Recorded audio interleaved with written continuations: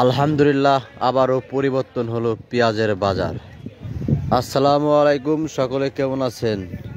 আমি এখন আছি নগরকান্দা উপজেলার রসুলপুর হাটে। আজকে শনিবার, পেঁয়াজের দামটা কিন্তু আগের দিনের থেকে একটু ভালো আছে। আজকে পেঁয়াজের দাম কত করে যাচ্ছে আপনাদেরকে জানিয়ে দেওয়া হবে। তার আগে ভিডিওটা শেয়ার করে অন্যদেরকে দেখার সুযোগ করে দেবেন, যাতে তারাও জানতে পারে আজকে পেঁয়াজের দাম কত করে যাচ্ছে।